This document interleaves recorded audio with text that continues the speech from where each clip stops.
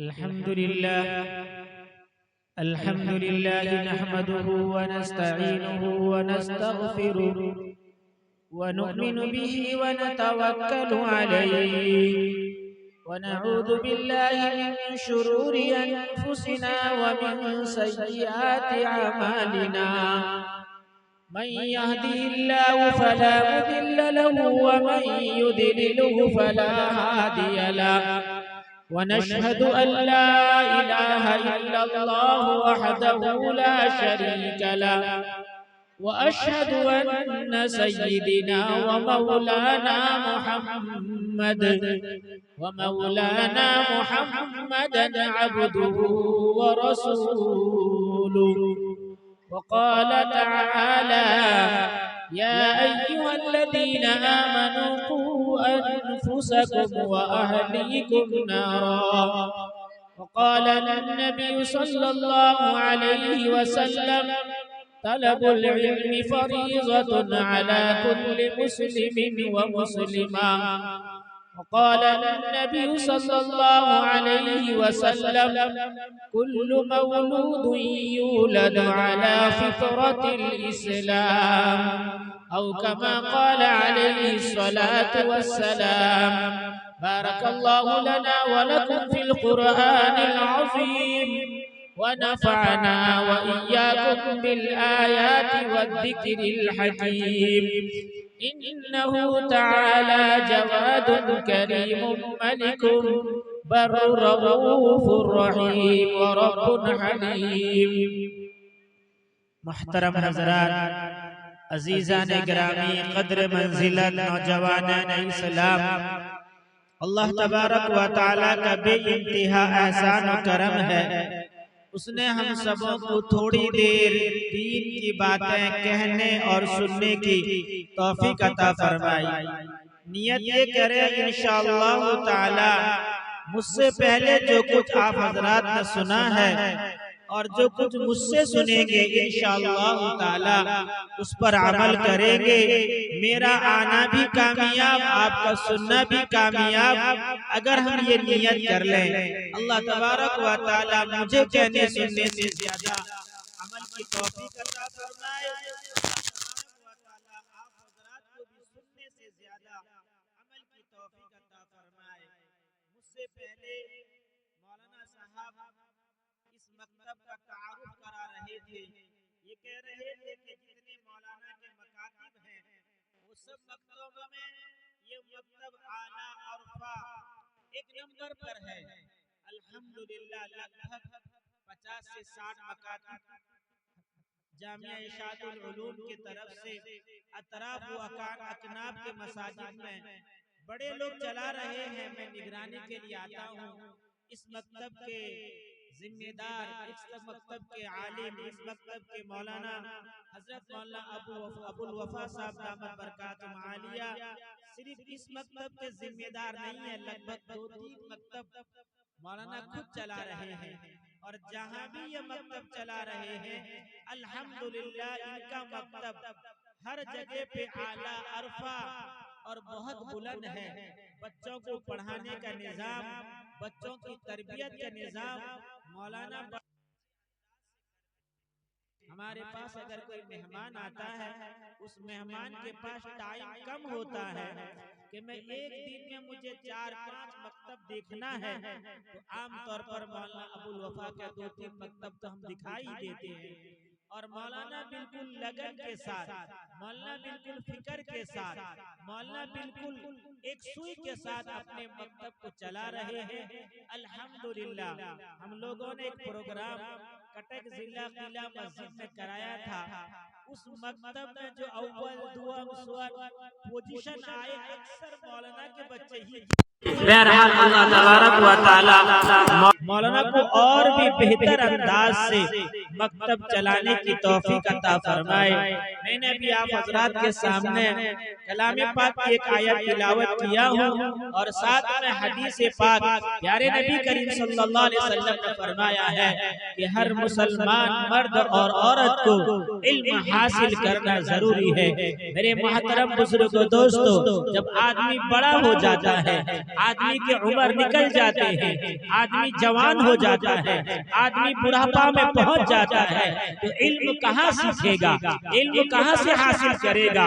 علم سیکھنے کا جگہ مدرسہ ہے، علم سیکھنے کا جگہ مکتب ہے، علم سیکھنے کا جگہ مسجد ہے۔ لیکن جب عمر بڑھ جاتے ہیں، عمر آگے نکل جاتے ہیں، 15-17 سال کے بعد کوئی ماں باپ اپنے بچوں کو مکتب نہیں بھیجتے ہیں، 15 سال کے بعد کوئی ماں باپ اپنی بچی کو مکتب نہیں بھیجتے ہیں۔ چھوٹے عمر میں بچے مکتب آئیں گے تو علم سیکھیں گے، چھوٹی عمر میں بچی مکتب آئیں گے تو علم سیکھیں گے۔ میرے محترم بزرگوں دوستو، سچر کمیٹی کا رپورٹ ہے جس میں انہوں نے کہا ہے کہ مسلمانوں کے 2% بچے مکتب میں جاتے ہیں، 2% بچے مدرسے میں پڑھتے ہیں، اور 60% بچے اسکول میں پڑھتے ہیں، اور 60% بچے مکتب میں پڑھتے ہیں۔ لیکن ہمارا حال یہ ہے کہ ہم مکتب سے غافل ہیں۔ یاد رکھیے، اللہ تبارک و تعالیٰ نے اگر ہمیں اولاد دی ہے، اللہ تبارک و تعالیٰ نے اگر ہمیں لڑکا دیا ہے، اللہ تبارک و تعالیٰ نے اگر ہمیں لڑکی دی ہے، تو سب سے پہلا ہمارے اوپر فرض یہ ہے، سب سے پہلا ہمارے لیے ضروری یہ ہے کہ ہم اپنی اولاد کو دین کی تعلیم دیں، ہم اپنی اولاد کو کلام پاک سکھائیں، ہم اپنی اولاد کو نماز سکھائیں، ہم اپنی اولاد کو شریعت سکھائیں۔ کس نے منع کیا ہے؟ آپ اپنے اولاد کو دنیا کی تعلیم دیجئے، آپ اپنے اولاد کو ڈاکٹر بنائیے، آپ اپنے اولاد کو انجینئر بنائیے، آپ اپنے اولاد کو پائلٹ بنائیے، آپ اپنے اولاد کو کلکٹر بنائیے، آپ کو جو بنانا ہو اپنی اولاد کو آپ بنائیے، لیکن دینی تعلیم کے ساتھ، لیکن دینی تعلیم کے ساتھ، نماز کے ساتھ، شریعت کے ساتھ، دین کے ساتھ، سنت کے ساتھ آپ اپنے بچوں کو جو چاہے وہ تعلیم دے سکتے ہیں۔ میں نے بڑوں کے زبان سے سنا، حضرت مولانا علی میاں ندوی رحمت اللہ علیہ پوری دنیا کے بہت بڑے عالم دین تھے، گرچہ ہمارے ہندوستان کے تھے، لکھنؤ کے تھے۔ فرماتے ہیں کہ میں نے دنیا کے سینکڑوں علاقے کا سفر کیا، میں فارن گیا، میں سعودی عرب گیا، میں کویت گیا، میں لندن گیا۔ حضرت فرماتے ہیں کہ میں دنیا کے بہت سارے علاقے کا میں نے سفر کیا، یہ ناکارہ اپنے اعتبار سے کہہ رہا ہے، میں نے جو دیکھا، میں نے جو سمجھا۔ حضرت نے فرمایا کہ اگر ہندوستان کے اندر مکاتب کے جال کو نہ پھیلایا گیا، مکاتب کو صحیح انداز سے قائم نہیں کیا گیا، مکاتب میں علماء کرام کو صحیح انداز سے بٹھایا نہیں گیا، ایک وقت آئے گا ہندوستان کے بچے جب بڑے ہوں گے تو کفر کی حالت میں ہوں گے، شرک کی حالت میں ہوں گے، کلام پاک کو بھول گئے ہوں گے۔ حضرت نے فرمایا اگر دین کو زندہ کرنا چاہتے ہو، اگر شریعت کو زندہ کرنا چاہتے ہو، اگر کلام پاک کو زندہ کرنا چاہتے ہو، نماز کو زندہ کرنا چاہتے ہو، تو اپنے بچوں کو مکتب میں بھیجو، اپنے بچوں کو دین کی تعلیم دو، اپنے بچوں کو شریعت کی تعلیم دو۔ ایک آدمی حضرت کے پاس آتا ہے، مجھے بہت بڑے عالم دین نے یہ واقعہ یہ بات مجھے بتایا۔ ایک آدمی حضرت والا کے پاس آتا ہے اور آ کر کہتا ہے حضرت میرے بیٹے کو میں نے میٹرک تک پڑھایا، الحمدللہ میرا بیٹا میٹرک کے اندر اچھا نمبرات لایا، اچھے نمبر سے پاس کیا، اعلیٰ نمبر لایا، عرفہ نمبر لایا۔ حضرت میرے بیٹے کا سلیکٹ سرکاری اسکول میں، سرکاری کالج میں اس کا سلیکشن ہو گیا ہے اعلیٰ نمبر کی وجہ سے، اور حکومت میرے بیٹے کا جو رقم خرچ ہوگا، پڑھنے میں جو رقم خرچ ہوں گے، حکومت اس کو ادا کرے گا۔ حضرت نے پوچھا اب کیا کر رہا ہے؟ وہ کہہ رہا ہے حضرت اب میرا بیٹا نیٹ کا امتحان بھی دے دیا اور پاس بھی ہو گیا۔ حضرت نے کہا کیا تیرا بیٹا نماز بھی جانتا ہے، تیرا بیٹا کلام پاک بھی جانتا ہے، تیرا بیٹا شریعت بھی جانتا ہے؟ کہنے لگا حضرت میرا بیٹا بچپن سے بڑا ذہین ہے، بچپن سے بڑا تیز ہے، بچپن سے بڑا چالاک ہے۔ جب اسکول میں پہلے کلاس میں گیا اول نمبر لایا، دوم میں گیا اول نمبر میں پاس کیا، تین کلاس میں گیا اول نمبر میں پاس کیا۔ لیکن حضرت اس کو اتنا ٹائم نہیں تھا کہ میں میرا بیٹا اسکول چھوڑ کر، میرا بیٹا اسکول کے تعلیم کو چھوڑ کر، میرا بیٹا اسکول کے علم کو چھوڑ کر کلام پاک کی طرف آئے، یا مکتب کی طرف جائے، یا مسجد کی طرف جائے، یا مدرسے کی طرف جائے. حضرت نے کہا کہ تیرا بیٹا دین سے محروم ہے، تیرا بیٹا شریعت سے محروم ہے، تیرا بیٹا کلام پاک سے محروم ہے، تیرا بیٹا نماز سے محروم ہے. کہنے لگا حضرت اس کے زندگی میں یہ ٹائم نہیں تھے، اس کو یہ وقت نہیں ملا، اس کو اتنی فرصت نہیں تھے، اس لیے میرا بیٹا اس سے محروم رہ گیا ہے. لیکن میرا ارادہ ہے، میری خواہش ہے کہ جب وہ پڑھ کر فارغ ہو جائے گا، ڈاکٹر بن جائے گا، تو 2-3 گھنٹے کے لیے کسی مدرسے میں جا کر، کسی ادارے میں جا کر، کسی مکتب میں جا کر، کسی تعلیم گاہ میں جا کر، کسی مولوی کے پاس جا کر کلام پاک کو سیکھے گا. ایک جملہ سنیے حضرت نے کیا فرمایا. حضرت نے کہا اے اللہ کا بندہ، تو اپنے بچے کو ڈاکٹر بنا رہا ہے، تو اپنے بچے کو اعلیٰ تعلیم دے رہا ہے، سن لے اگر تو نے اپنے بچے کو دین کی تعلیم نہیں دی، شریعت کی تعلیم نہیں دی، گویا تیرا بچہ جاہل ہے. اور ایک بچہ جاہل کی حالت میں، جہالت کی حالت میں دنیا میں زندگی گزارے، اس سے بہتر یہ ہے کہ تو تیرے بیٹے کے زبان میں، تو تیرے بیٹے کے منہ میں زہر دے دے، تیرا بیٹا مر جائے. یہ بہتر ہے کہ ایک آدمی دنیا کے اندر جہالت کے ساتھ زندگی گزارے گا تو اپنے بچوں کو، اپنے اولادوں کو بھی جاہل بنائے گا. میرے محترم بزرگوں، دوستو، اللہ نے ہمیں اولاد دی ہے. ہمارے لیے سب سے پہلا فریضہ یہ ہے، ہمارے لیے سب سے پہلا کام یہ ہے کہ ہم اپنے اولادوں کو دین کی تعلیم دیں، شریعت کی تعلیم دیں، نماز سکھائیں، کلام پاک سکھائیں. ہمارا ذہن سب طرف جاتا ہے، ہمارا دل و دماغ سب طرف سوچتا ہے. اگر نہیں سوچتا، اپنے اولادوں کے دین کی تعلیم کی طرف فکر نہیں کرتا، ہم کانوینٹ کی طرف اپنے بچوں کو توجہ دلاتے ہیں، ہم کانوینٹ کی طرف اپنے بچوں کو یاد دلاتے ہیں. ماں صبح سے اٹھاتی ہے، بچوں کو پہناتی ہے، کپڑا پہناتی ہے، بک تیار کرواتی ہے، ہوم ورک چیک کرتی ہے، چیک کرتی ہے. لیکن کبھی ماں ان معصوم بچوں کو مسجد بھیجنے کی فکر نہیں کرتی. ماں کبھی معصوم بچوں کو کلام پاک کیا سیکھا، مکتب میں جا کر کتنا پڑھا، کلام پاک کہاں تک تیرا ہوا، اردو کہاں تک ہوا، دعا کتنا تو نے سیکھا، نماز کتنا سیکھا، ہماری ماں اس کی فکر نہیں کرتی. یاد رکھو، اگر ہم نے اپنے اولادوں کی اس نوعیت سے تربیت نہیں کی تو پھر ہمارے لیے وبال جان ہے. میرے محترم بزرگوں، دوستو، ہم اپنے بچوں کو مکتب میں بھیجیں. ایک بہت بڑے عالم دین ہیں جن کا نام حضرت اقدس مولانا حذیفہ استانی صاحب دامت برکاتہم عالیہ ہے، جو اس وقت اکل کنواں مہاراشٹر کے محتمم صاحب ہیں. فرماتے ہیں کہ میں ایک بار سعودی عرب میں بیٹھا ہوا تھا، حرم شریف میں بیٹھا ہوا تھا، بیٹھ کر میں کلام پاک پڑھتا تھا. ہم حافظ قرآن کے عادت ایسے بن جاتے ہیں کہ ہم جب بچپن میں تھے تو چلا کر پڑھتے تھے، جھول کر پڑھتے تھے،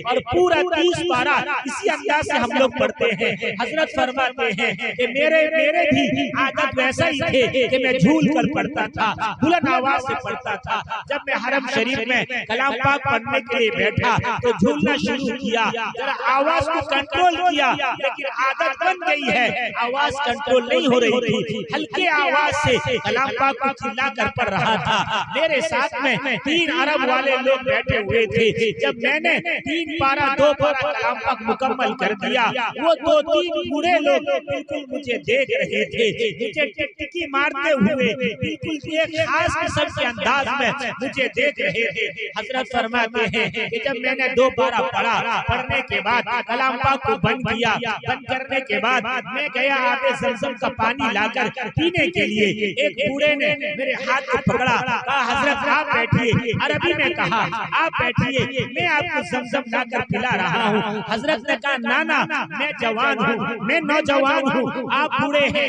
آپ لا کر دیں گے میں پیوں گا، ایسا ہو نہیں سکتا، میں لاتا ہوں، میں خود پیوں گا، آپ کے لیے بھی لاؤں گا۔ حضرت گئے زمزم پیا، اس بوڑھے کے لیے بھی لایا، اس بوڑھے کو بھی دیا۔ میرے محترم بزرگوں دوستو ذرا غور سے سننا، اس کے بعد جب بیٹھے حضرت نے، وہ بوڑھا کہنے لگا تم اچھے انداز سے کلام پاک پڑھتے ہو۔ حضرت نے کہا تم تو عربی ہو، تم عرب والے ہو، تم تو ہم سے اچھے انداز سے کلام پاک پڑھتے ہوگے۔ وہ بوڑھا کان میں کہنے لگا کہ حضرت میں کلام پاک پڑھنا نہیں جانتا۔ حضرت کو تعجب ہوا، حضرت نے کہا تم عرب والے ہو اور تمہیں کلام پاک معلوم نہیں ہے۔ حضرت نے پوچھا تم کہاں کے ہو؟ کہنے لگے کہ ہم شام کے ہیں۔ حضرت نے کہا اللہ اکبر، یہ تو عرب کنٹری ہے، یہ شام بھی یہ عرب کنٹری میں آتا ہے اور آپ پڑھے لکھے نہیں ہیں، پھر آپ نے کلام پاک نہیں پڑھا ہے۔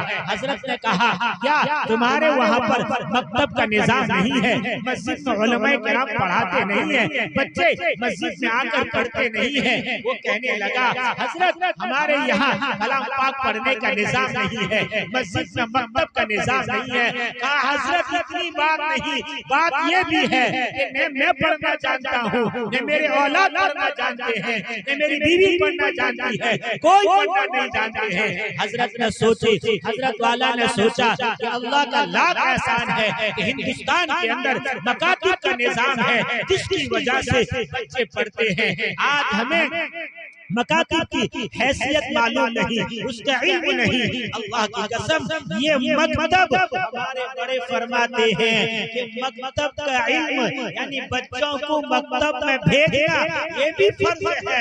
ہمارے اکابر بہت کہتے ہیں، میں نے بڑے اکابر کی زبان سے سنا کہ مدرسے کے اندر مختلف علاقے کے بچے آتے ہیں۔ میرے بستی کے بچے مکتب کے مدرسے کے اندر کتنا ہے؟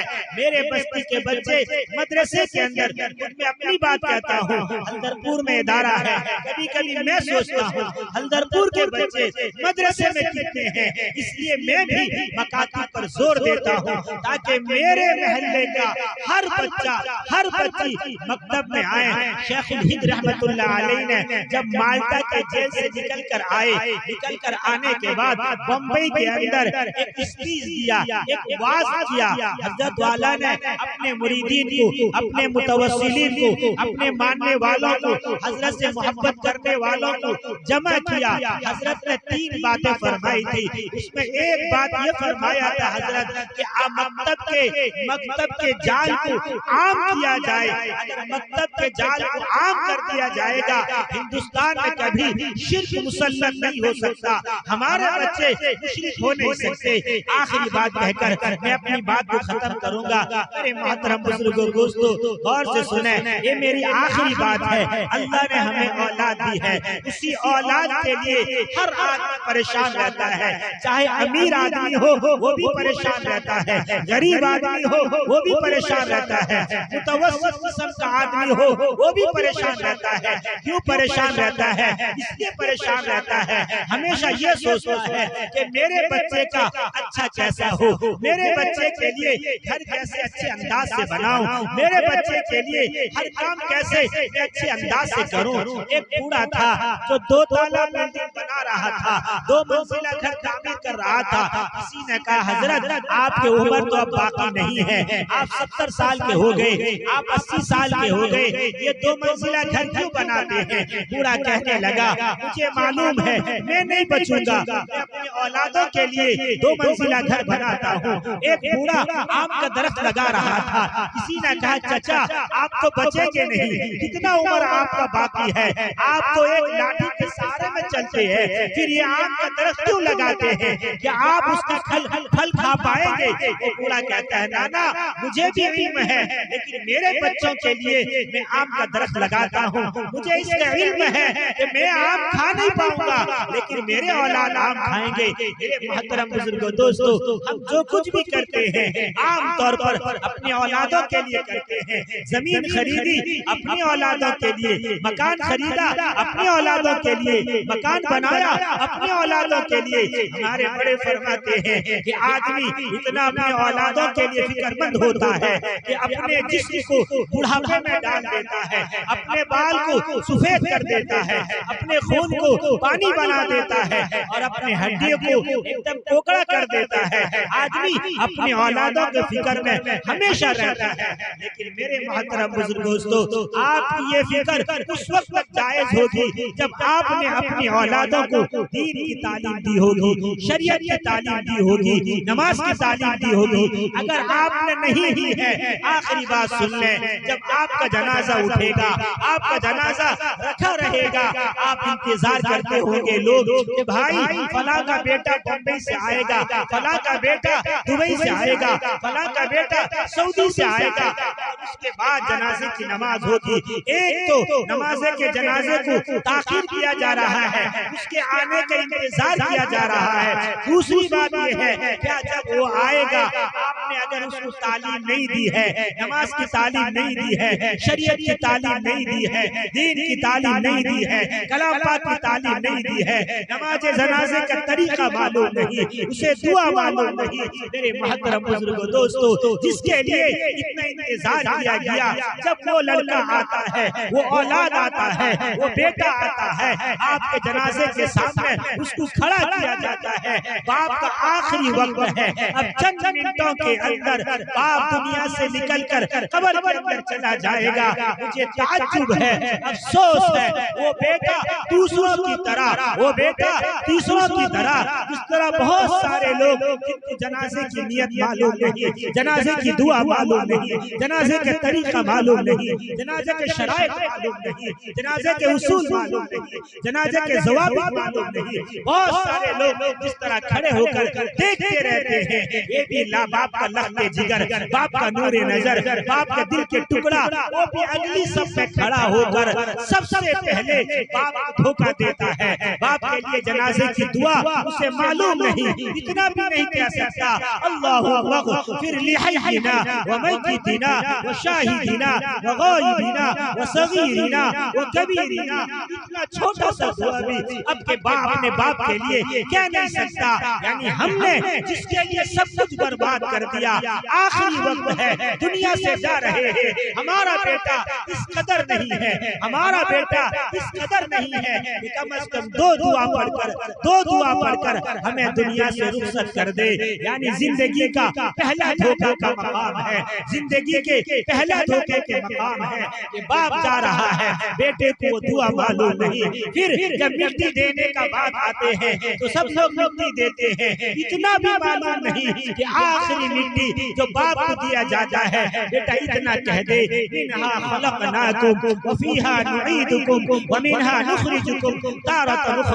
بیٹے کو یہ بھی معلوم نہیں. بتاؤ ہم نے جس کے لیے سب کچھ برباد کر دیا، ایک دعاؤں کے محتاج ہو گئے، ہمیں اس نے دعا نہیں دی. مرنے کے بعد کون یاد کرے گا؟ مرنے کے بعد جب آپ نے اپنے اولادوں کو تعلیم نہیں دی ہوگی، پھر وہ آپ کا اولاد مدرسے سے ٹک ٹکا نظر سے دیکھے گا، مدرسے والوں کو بلا کر قرآن خوانی کرے گا، جب دل چاہے گا تب کرے گا. کبھی 3 دن میں، کبھی 6 دن میں، کبھی 20 دن میں، کبھی 40 دن میں. پھر اس کے بعد پورا صدق اللہ العظیم پورا بھول جائے گا کہ کوئی باپ بھی تھا. اس لیے میرے محترم بزرگوں دوستو، مکتب کے تعلیم اصل ہے. آپ اپنے بچے کو دین کی تعلیم کے ساتھ دنیا کی تعلیم بھی دیجئے، لیکن اہم جو ہے یہ دین کی تعلیم ہے. اللہ کے نبی، اللہ کے پیارے نبی کریم صلی اللہ علیہ وسلم نے ارشاد فرمایا ہے کہ کل قیامت کے دن اللہ 7 سوال کریں گے.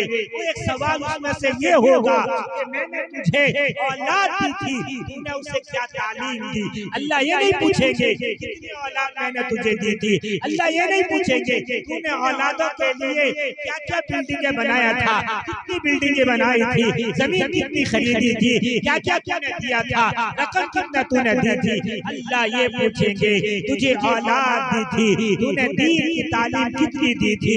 ہمارے بڑے فرماتے ہیں کل قیامت میں ایک آدمی کو جہنم میں لے کر جایا جاتا ہوگا، وہ آدمی رک کر کہے گا اللہ میں قصوروار نہیں ہوں، اگر میں جاہل ہوں، میں بے دیندار ہوں، مجھے دین کی تعلیم معلوم نہیں تھی، مجھے شریعت کی تعلیم معلوم نہیں تھی، مجھے کلام پاک کی تعلیم معلوم نہیں تھی. اللہ قصور میرا نہیں ہے، میرے ساتھ بھی اور لوگوں کا قصور ہے۔ اللہ کہیں گے کس کا قصور ہے؟ کہے گا میرے ماں باپ کو پکڑ کر لاؤ، اس کے سامنے اس کے ماں باپ کو پکڑ کر لایا جائے گا۔ اللہ کہیں گے اس کے کیا قصور ہے؟ کہے گا اللہ انہوں نے مجھے کھانا سکھایا، کھانا کھانا سکھایا، انہوں نے مجھے پینا سکھایا، انہوں نے مجھے چلنا سکھایا، انہوں نے مجھے دوڑنا سکھایا، انہوں نے مجھے بولنا سکھایا، انہوں نے مجھے زمین دی، انہوں نے مجھے جائیداد دی، انہوں نے مجھے سب کچھ دیا۔ اگر نہیں دی تو دین کی دولت نہیں دی، شریعت کی دولت نہیں دی، اسلام کی دولت نہیں دی، کلام پاک نہیں سکھایا۔ اللہ جتنا قصور میرا ہے اتنا قصور ان کا بھی ہے۔ اسی کو ہمارے بڑے فرماتے ہیں کہ آج کل کے زمانے میں جو لڑکیاں بھاگتی ہیں اور ماں باپ ان کے ہاتھ میں موبائل دے دیتے ہیں، یہ موبائل کے ذریعے سے تباہ ہو کر بھاگتی ہے۔ بھاگنے والی جتنی گنہگار اس کے ماں باپ اتنے گنہگار۔ کیوں؟ اس لیے کہ ماں باپ نے صحیح تعلیم نہیں دی، ماں باپ نے دین کی تعلیم نہیں دی۔ میرے محترم بزرگوں دوستو، ہم سب کچھ کر رہے ہیں، سب سے زیادہ اپنے اولاد کا فکر کریں۔ اولاد اگر بچپن میں ہے، دیکھو اگر یہ اولاد بڑے ہو جائیں 15 سال کی عمر میں، ہمارے اولاد نہ مسجد آتے ہیں نہ مدرسہ آتے ہیں، کہتے ہیں ہم بڑے ہو گئے۔ جب جن کا یہ عمر نکل جاتا ہے پھر یہ کلام پاک صحیح کہاں کریں گے، پھر یہ نماز صحیح کہاں کریں گے، پھر یہ دین کہاں سے سیکھیں گے۔ اسی طرح ہماری لڑکی اگر 10-12 سال کی ہو جاتی ہے مکتب میں بھیجنا بند کر دیتے ہیں۔ گویا ہمارے بڑوں نے فرمایا کہ اگر کوئی ماں باپ اپنے بچوں کو دین کی تعلیم نہیں دیتے ہیں، گویا انہوں نے اپنے بچے کی زندگی کو قتل کر دیا، زندگی کو دفن کر دیا، انہوں نے اپنے بچے کی زندگی کو مرڈر کر دیا۔ اس لیے کہ اب بچہ اگر بڑا ہوگا شریعت کے اعتبار زندگی نہیں گزارے گا، دین کے اعتبار سے زندگی نہیں گزارے گا، کیونکہ اسے شریعت معلوم نہیں ہے، اسے دین معلوم نہیں ہے، اسے اصول معلوم نہیں ہے، اسے طریقہ معلوم نہیں ہے۔ اس لیے میرے محترم بزرگوں دوستو، اللہ تبارک و تعالی اس مکتب کو اور ترقی نصیب فرمائے۔ مولانا بول رہے تھے کہ حضرت پچھلے سال یا رمضان سے پہلے 70 بچے تھے، ابھی 90 بچے آئے ہیں۔ الحمدللہ ہر آدمی کے یہاں جتنے بچے ہیں سب کے سب مکتب میں آنا چاہیے اور دین سیکھنا چاہیے۔ اللہ تبارک و تعالی مجھے کہنے سننے سے زیادہ عمل کی توفیق عطا فرمائے۔ میں نے جو کہا اللہ مجھے بھی عمل